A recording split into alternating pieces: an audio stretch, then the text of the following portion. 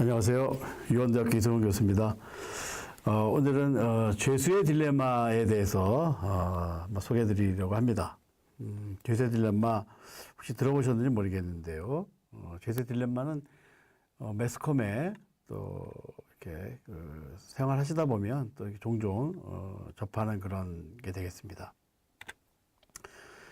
강의 순서는 처음에 이제 죄수의 딜레마에 대해서 먼저 설명을 드리고요. 그 다음에 그것의 해설. 그 다음에 세 번째로는 죄수의 딜레마 극복 방안. 네, 이런 순서로 설명드리도록 하겠습니다.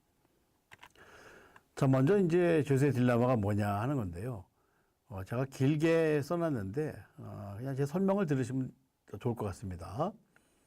일단 이제, 두 명의, 공범자가 있어요. 그래서 A하고 B하고, 두 명이 이제 범죄를 저지르고, 이제, 잡혔습니다. 그래서 A하고 B하고 이제 해서 이제 잡혔는데, 여기 A가 있고, B가 있죠. 자, 그런데, 제가 이제 경찰이라고 하죠. 그래서 A하고 B를 잡았어요. 자, 잡았는데, 물증이 없는 거예요. 그래서 증거를 찾아야 이 두 사람을 이제 실제로 이제 형을 줄 수가 있는데, 그래서 이제 제가 어떻게 하냐면 A하고 B를, 둘 다 따로따로 이제, 방에다가 이렇게 방에다 있게 하고, 그 다음에 제가 이제 A한테 가서 이제 뭐라고 얘기를 합니다.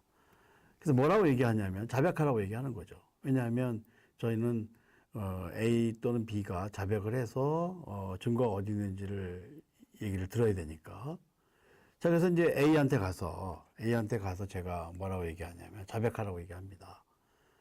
그래서, 만약에 A가 자백하고 B가 함구하면 B는 이제 말하지 않으면 그러면 A는 바로 풀어주는 거예요. A는 풀어주고 B는 5년을 사는 거죠. A가 자백하고 B가 함구하면 그 다음에 이제 거꾸로 되는 경우도 있죠.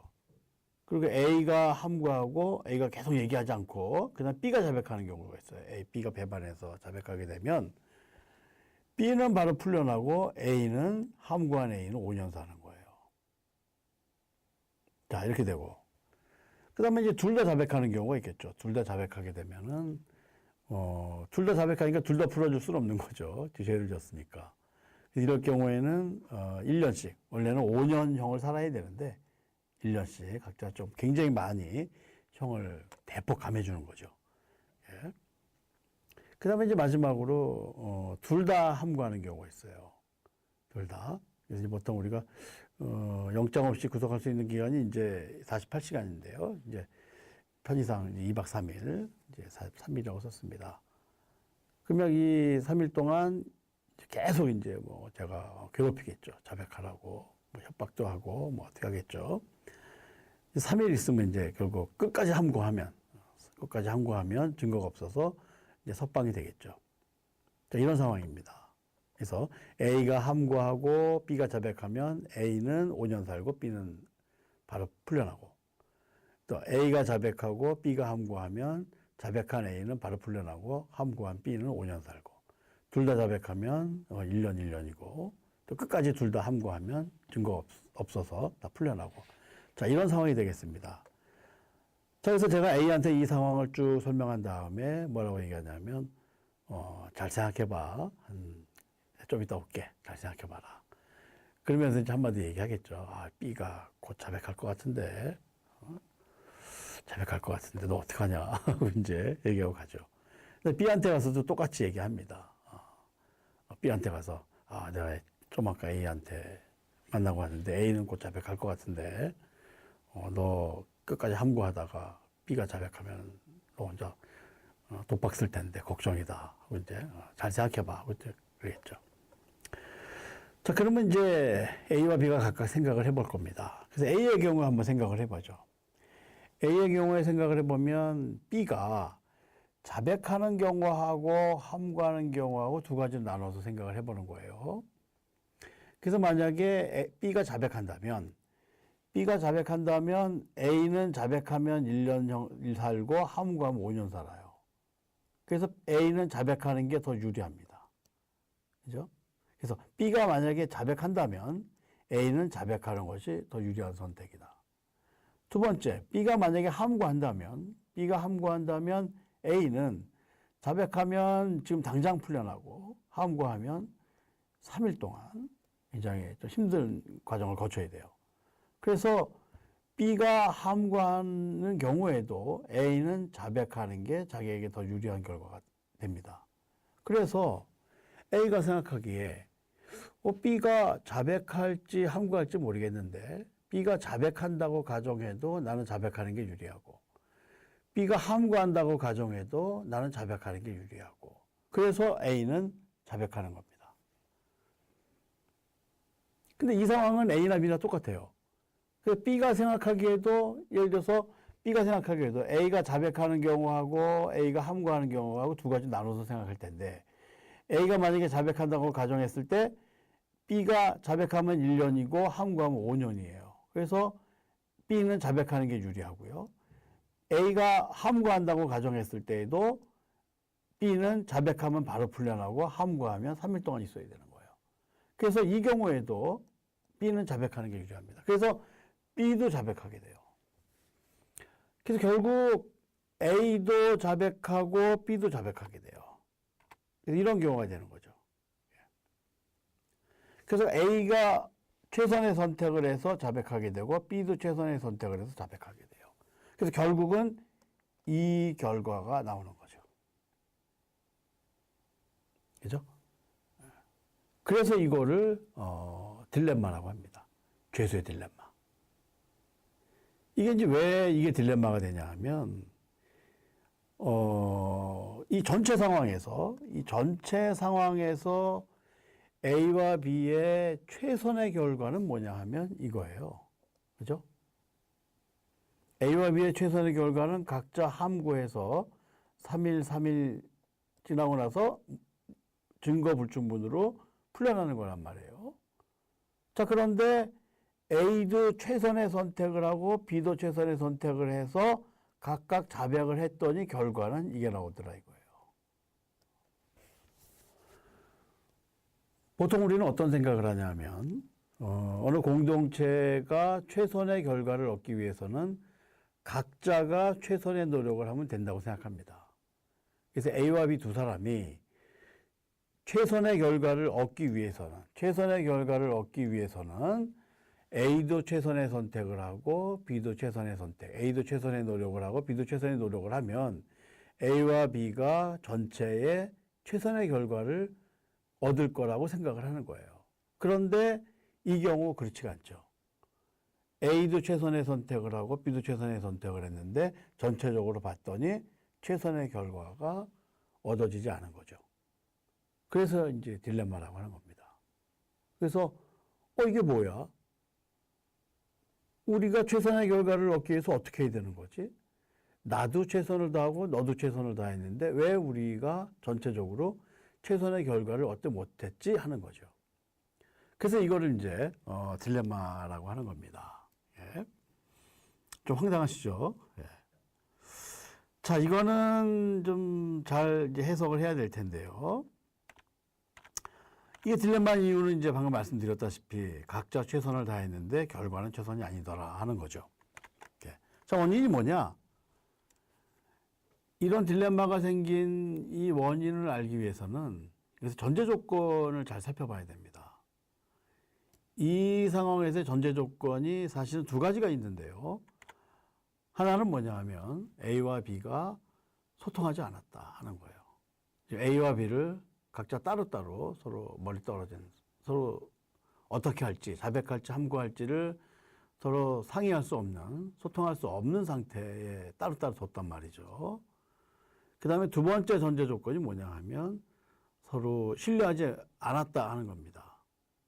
A가 생각하기에 B가 자백할 줄 몰라. 그죠? 심지어 배반할지도 모른다는 가능성을 염두에 두고 있는 거죠. B도 마찬가지고요. 그래서 이 죄세 딜레마의 전제 조건이 두 가지가 있다는 겁니다. 하나는 서로 소통하지 않는다 하는 거고, 두 번째는 서로 신뢰하지 않는다 하는 거예요. 그래서 이 죄세 딜레마의 정확한 해석은 뭐냐 하면, 서로 소통하지 않고 신뢰하지 않는 상황에서 서로 소통하지 않고 신뢰하지 않는 상태에서 각자가 최선의 노력을 다한다고 하더라도 전체, 공동체의 최선의 결과를 얻지 못할 수 있다 하는 겁니다. 서로 소통하지 않고 신뢰하지 않는 상황에서 각자가 최선의 노력을 다한다고 해도 각 공동체 전체의 최선의 결과를 얻지 못할 수 있다 하는 거죠. 아마도 이런 이유 때문에 어느 조직이든 어느 공동체든 간에 강조하는 것이 서로 소통하는 것을 강조하는 것이고 또 서로 신뢰하는 것을 강조하는지도 모르겠습니다. 서로 대화하고 소통하고 또 신뢰하고 상대를 믿는 거죠. 절대로 자백하지 않을 것이다 라는 믿음을 갖는 거죠. 심지어는 이제 우리가 이 사회에서는 보통 이 서로 신뢰하는 것을 넘어서서 특히 종교의 경우에는 희생을 또 권하기도 합니다. 그렇죠?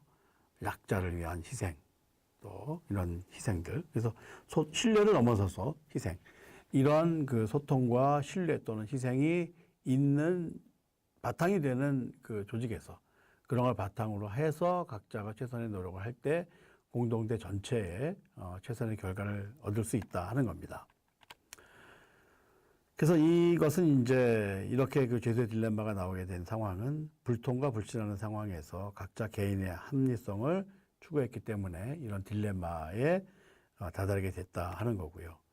이런 딜레마는 개인의 합리성과 집단의 합리성 차이 때문에 생긴다 하는 거죠. 이건 무슨 얘기냐면 사실 개인이 가장 큰 이익을 얻는 방법은 자기만 배신하는 거예요. 모든 사람들에게 다 규칙을 지키게 하고 자기만 배신할 때 가장 큰 이익을 얻을 수 있습니다. 예를 들면 학생들 같은 경우에 다 컨닝을 하지 못하게 하고 컨닝 못하게 한 다음에 자기 혼자 몰래 컨닝했을 때 그랬을 때 자기가 가장 큰 이익을 얻게 되죠. 물론 이제 적발되면 안 된다 하는 그 전제 조건이 있긴 하지만요. 모든 사람들에게 다 줄을 서라고 얘기하고 자기 혼자 새치기 할 때 그럴 때 자기는 가장 큰 이익을 얻게 되는 거죠. 모든 사람들이 다 새치기 하면 자기가 새치기해서 이익을 얻을 수가 없습니다. 다른 사람에게 다 줄을 서라고 새치기 하면 안 된다라고 얘기하고 자기만 몰래 새치기 할 때 자기가 가장 큰 이익을 얻는다. 이런 것들 때문에 이 딜레마를 극복하기가 생각보다 쉽지 않다 하는 거죠. 그래서 이 자신만 배신할 때 가장 큰 이익을 얻는다라는 것. 항상 우리는 이 배신의 유혹이 있습니다.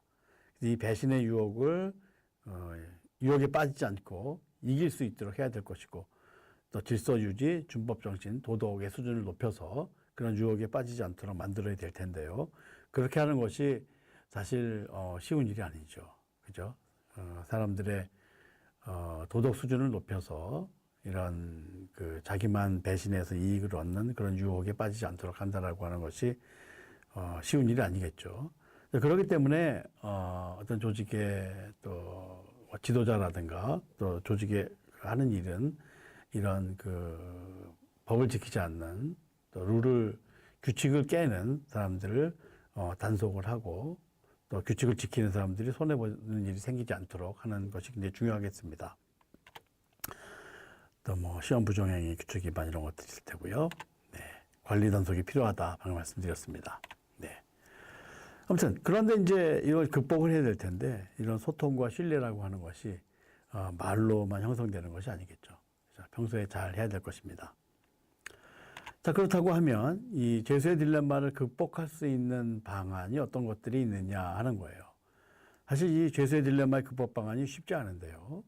그래서 결국은 이 2인 죄수, 결국은 이제 이렇게 볼 수 있습니다. 경쟁적인 상황에서 어떻게 협력을 이끌어낼 것인가 하는 것이 이제 그 질문이 되겠죠. A와 B가 서로 경쟁하는 상황입니다. 서로 더 많은 이익을 얻으려고 노력을 하는 거죠. 그죠? 자, 그런 상황에서 어떻게 협력을 이끌어낼 것인가 하는 거예요. 서로 협력을 잘 하게 되면 더 많은 이익을 얻게 되는 건데 거기에 항상 어떤 유혹이 있냐 하면 내가 배신해서 이익을 얻고자 하는 그런 유혹이 있다는 거죠. 자, 그래서 이런 2인 죄수 딜레마 게임에 대해서 토너먼트를 실시한 게 있습니다. 그래서 1980년에 미시간 대학 정치학과 교수인 로버트 악셀로드 교수가 2인 죄수의 딜레마 게임을 토너먼트를 실시를 한다고 이제 공지를 했고, 그렇게 해서 이제 사람들에게 프로그램을 짜서 제출하라고 했습니다. 그래서 프로그램을 짜서 제출하게 되면 그 전략별로 1대1로 그 시뮬레이션 해서 우승자를 이제 뽑겠다라는 걸 했습니다. 그래서 실제로 14개 팀이 14개 전략이 이제 제출됐고, 그래서 이 컴퓨터 프로그램을 갖고 2인 1조로 해서 게임을 했습니다. 그래서 각각 200회씩 했다고 하는데요. 그렇게 해서 우승을 했던 전략이 있어요. 그래서 이 죄수의 딜레마 게임을 해서 이 토너먼트에서 우승을 했던 그 전략이 어떤 전략이냐면, 1위 했던 전략은 토론토 대학의 수학과 교수인 아나톨 레퍼퍼트 교수인데요. 이 사람의 전략은 아주 간단하다고 합니다. 실제로 코딩 했을 때 한 4줄인가요? 아주 정말 가장 짧았다고 합니다. 한 4줄밖에 안 되는 전략인데, 전략의 내용은 아주 간단합니다. 처음에는 협력한다. 상대방과 협력해서 시작합니다.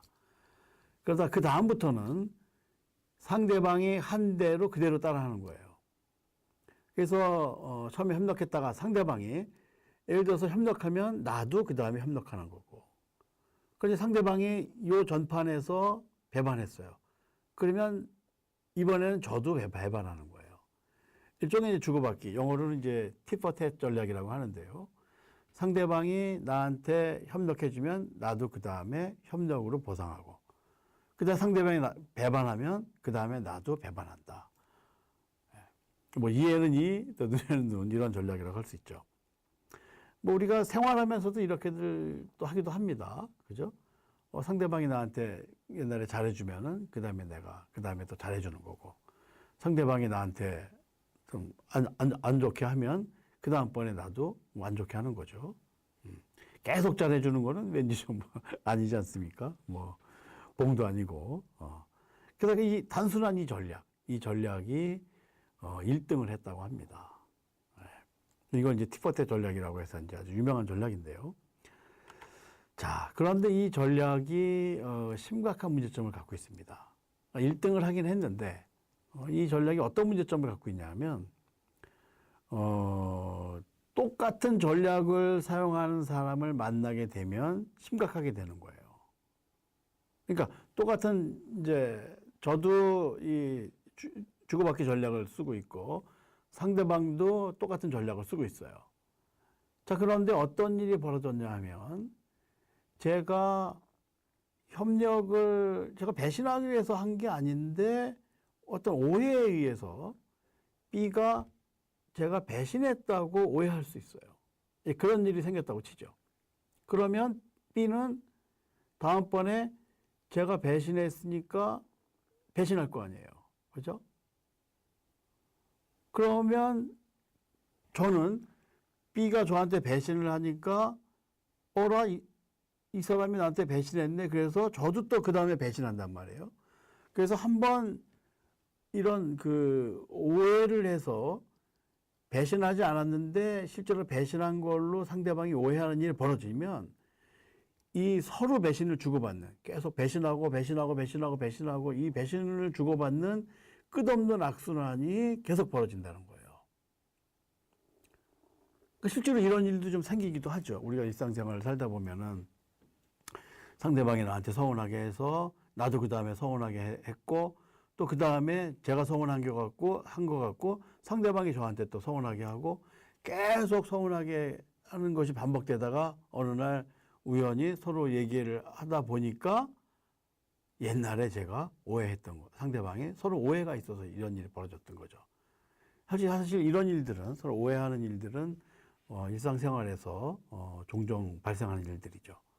그래서 서로 이런 같은 전략을 사용할 때 사소한 오해에 의해서 배반의 악순환이 생기는 심각한 문제가 있다 하는 거죠.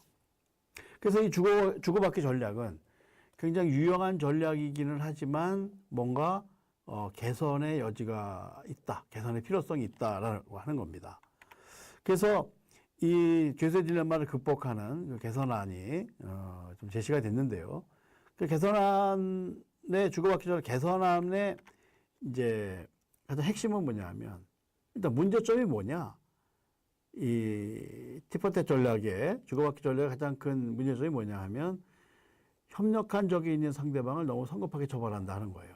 지금 무슨 얘기냐 하면 상대방이 배반을 하더라도 그 배반이 어쩌다가 하는 배반하고 또 늘 하던 배반. 그러니까 늘 배반하던 사람이 배반하는 거하고 계속 나한테 협조적으로 했던 사람이 어쩌다가 한번 배반하는 것은 내가 대응을 좀 달리할 필요가 있지 않냐 하는 거죠.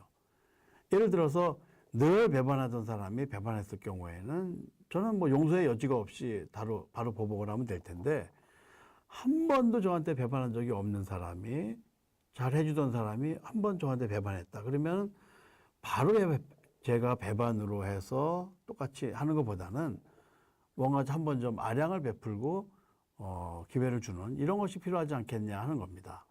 자, 그래서 이 상대방의 신뢰도에 대응한 전략이 필요하다 하는 거예요. 그 신뢰도에 따라서 이제 그 배반하는 것을 좀 더 유예하는 이런 전략이 필요하다 하는 거죠. 그래서 이제 개선된 전략은 뭐 여러 가지 방법이 있을 텐데 예를 들면 뭐 이런 겁니다. 협력을 처음에 이제 협력으로 시작을 하는 거죠. 협력을 계속 하다가 이제 상대방의 배반 횟수를 계산하는 거예요. 그래서 그 배반이 허용 범위를 넘어가면 주고받기 전략으로 가는 거죠. 저 같은 경우는 상대방이 한번 저한테 뭐 서운하게 하더라도 바로 제가 보복하지는 않고 또 이유를 물어보기도 하고 또는 한 번 더 기회를 주는 거죠.